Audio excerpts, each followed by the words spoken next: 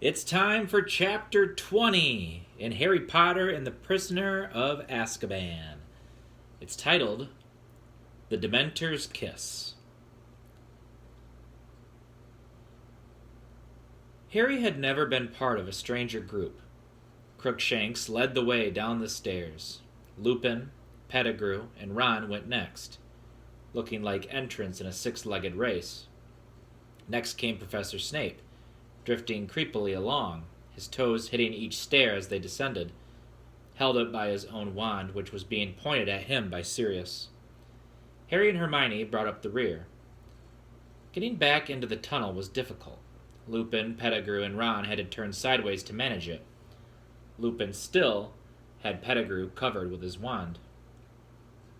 Harry could see them edging awkwardly along the tunnel in single file. Crookshanks was still in the lead. Harry went right after Black, who was still making Snape drift along ahead of them. He kept bumping his lolling head on the low ceiling. Harry had the impression Black was making no effort to prevent this. "You know what this means," Black said abruptly to Harry as they made their slow progress along the tunnel. "Turning Pettigrew in." "You're free," said Harry. "Yes," said Black. "But I don't know if anyone ever told you. I'm your godfather." "Yeah, I knew that," said Harry. "Well, your parents appointed me your guardian," said Black stiffly. "If anything happened to them..." Harry waited. Did Black mean what he thought he meant? "I'll understand, of course, if you want to stay with your aunt and uncle," said Black. "But, well, think about it. Once my name's cleared, if you wanted a different home..." Some sort of explosion took place in the pit of Harry's stomach. "What? Live with you?" he said, accidentally cracking his head on a bit of rock protruding from the ceiling. "Leave the Dursleys?" "Of course, I thought you wouldn't want to," said Black quickly. "I understand, I just thought I'd..." "Are you insane?" said Harry, his voice easily as croaky as Black's. "Of course I want to leave the Dursleys. Have you got a house? When can I move in?"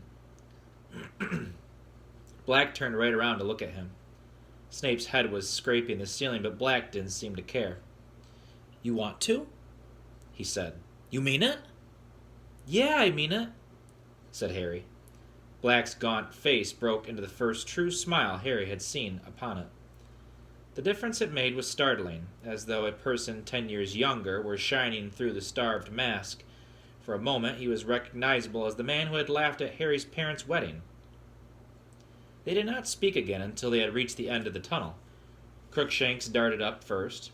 He had evidently pressed his paw to the knot on the trunk, because Lupin, Pettigrew, and Ron clambered upward without any sound of savaging branches. Black saw Snape up through the hole, then stood back for Harry and Hermione to pass. At last all of them were out. The grounds were very dark now. The only light came from the distant windows of the castle. Without a word they set off. Pettigrew was still wheezing and occasionally whimpering. Harry's mind was buzzing. He was going to leave the Dursleys. He was going to live with Sirius Black, his parents' best friend. He felt dazed. What would happen when he told the Dursleys he was going to live with the convict they'd seen on television? One wrong move, Peter," said Lupin threateningly ahead. His wand was still pointed sideways at Pettigrew's chest. Suddenly they tramped through the grounds, the castle lights growing slowly larger. Snape was still drifting weirdly ahead of Black, his chin bumping on his chest. And then a cloud shifted. There were suddenly dim shadows on the ground. Their party was bathed in moonlight. Snape collided with Lupin, Pettigrew, and Ron, who had stopped abruptly. Black froze. He flung out one arm to make Harry and Hermione stop.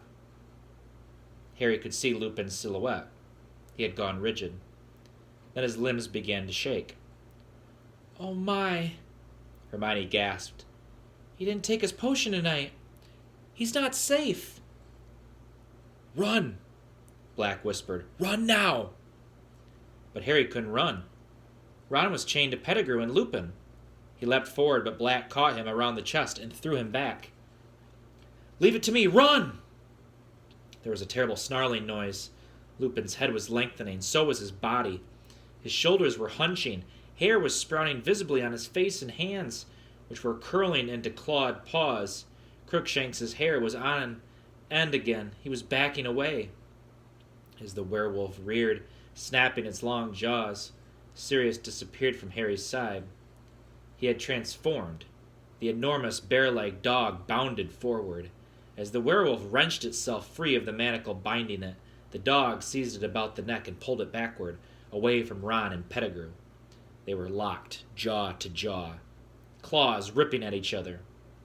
Harry stood transfixed by the sight, too intent upon the battle to notice anything else. It was Hermione's scream that alerted him. Pettigrew had dived for Lupin's dropped wand. Ron, unsteady on his bandaged leg, fell. There was a bang, a burst of light, and Ron lay motionless on the ground. Another bang. Crookshanks flew into the air and back to the earth in a heap. "Expelliarmus!" Harry yelled, pointing his own wand at Pettigrew. Lupin's wand flew high into the air and out of sight. "Stay where you are!" Harry shouted, running forward.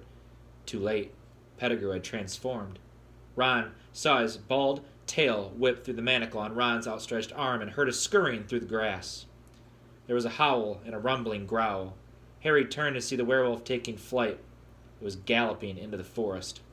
"Sirius, he's gone! Pettigrew transformed!" Harry yelled. Black was bleeding. There were gashes across his muzzle and back, but at Harry's words he scrambled up again. And in an instant, the sound of his paws faded to silence as he pounded away across the grounds. Harry and Hermione dashed over to Ron. "What did he do to him?" Hermione whispered. Ron's eyes were only half closed. His mouth hung open. He was definitely alive. They could hear him breathing, but he didn't seem to recognize them. "I don't know." Harry looked desperately around. Black and Lupin both gone. They had no one but Snape for company, still hanging, unconscious, in midair. "We'd better get them up to the castle and tell someone," said Harry, pushing his hair out of his eyes, trying to think straight. "Come." But then, from beyond the range of their vision, they heard a yelping, a whining, a dog in pain. "Sirius," Harry muttered, staring into the darkness. He had a moment's indecision, but there was nothing they could do for Ron at the moment, and by the sound of it, Black was in trouble. Harry set off at a run, Hermione right behind him. The yelping seemed to be coming from the ground near the edge of the lake. They pelted toward it, and Harry, running flat out, felt the cold without realizing what it must mean. The yelping stopped abruptly as they reached the lake shore. They saw why. Sirius had turned back into a man. He was crouched on all fours, his hands over his head. "No!" he moaned. "No, please!" And then Harry saw them. Dementors, at least 100 of them, gliding in a black mass around the lake toward them. He spun around, the familiar icy cold penetrating his insides, fog starting to obscure his vision. More were appearing out of the darkness on every side. They were encircling them. "Hermione, think of something happy!" Harry yelled, raising his wand, blinking furiously to try and clear his vision, shaking his head to rid it of the faint screaming that had started inside it. "I'm going to live with my godfather. I'm leaving the Dursleys." He forced himself to think of Black, and only Black, and began to chant, "Expecto Patronum! Expecto Patronum!" Black gave a shudder, rolled over, and lay motionless on the ground, pale as death. "He'll be all right. I'm going to go and live with him. Expecto Patronum! Hermione, help me! Expecto Patronum!" "Expecto," Hermione whispered. "Expecto, expecto." But she couldn't do it. The Dementors were closing in, barely 10 feet from them. They formed a solid wall around Harry and Hermione, and were getting closer. "Expecto Patronum!" Harry yelled, trying to blot the screaming from his ears. "Expecto Patronum!" A thin wisp of silver escaped his wand and hovered like mist before him. At the same moment, Harry felt Hermione collapse next to him. He was alone. Completely alone. Expecto! Expecto Patronum! Harry felt his knees hit the cold grass. Fog was clouding his eyes. With a huge effort, he fought to remember. Sirius was innocent. Innocent. We'll be okay. I'm going to live with him. Expecto Patronum! He gasped. By the feeble light of his formless Patronus, he saw a Dementor halt very close to him. It couldn't walk through the cloud of silver mist Harry had conjured.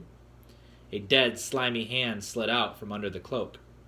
It made a gesture as though to sweep the Patronus aside. No, no! Harry gasped. He's innocent! Expecto! Expecto Patronum! He could feel them watching him, hear their rattling breath like an evil wind around him. The nearest Dementor seemed to be considering him. Then it raised both its rotting hands and lowered its hood. Where there should have been eyes, there was only thin, gray, scabbed skin, stretched blankly over empty sockets. But there was a mouth, a gaping, shapeless hole sucking the air with the sound of a death rattle. A paralyzing terror filled Harry so that he couldn't move or speak. His Patronus flickered and died. White fog was blinding him. He had to fight. Expecto Patronum! He couldn't see. And in the distance he heard the familiar screaming, Expecto Patronum! He groped in the mist for Sirius and found his arm. They weren't going to take him. But a pair of strong, clammy hands suddenly attached themselves around Harry's neck. They were forcing his face upward. He could feel its breath. It was going to get rid of him first. He could feel its putrid breath. His mother was screaming in his ears. She was going to be the last thing he ever heard. And then, through the fog that was drowning him, he thought he saw a silvery light growing brighter and brighter. He felt himself fall forward onto the grass, face down, too weak to move, sick and shaking. Harry opened his eyes. The Dementor must have released him. The blinding light was illuminating the grass around him. The screaming had stopped. The cold was ebbing away. Something was driving the Dementors back. It was circling around him and Black and Hermione. They were leaving. The air was warm again. With every ounce of strength he could muster, Harry raised his head a few inches and saw an animal amid the light, galloping away across the lake. Eyes blurred with sweat. Harry tried to make out what it was. It was as bright as a unicorn, fighting to stay conscious. Harry watched it canter to a halt as it reached the opposite shore.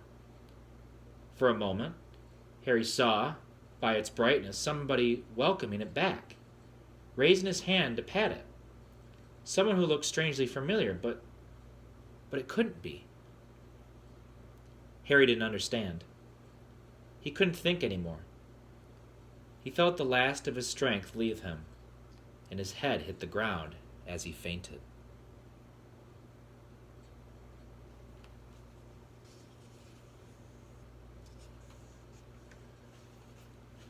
That's the end of Chapter 20, The Dementor's Kiss. I hope you enjoyed today's chapter, and Harry Potter and the Prisoner of Azkaban. Another short chapter, but a very intense chapter. We will move on to the next chapter that I will have for you. I will have it ready for you, I believe, on Thursday. It's Chapter 21, and it's titled Hermione's Secret. Only 2 chapters to go, kids, and we're finished with the 3rd book. I'll see you in the next video.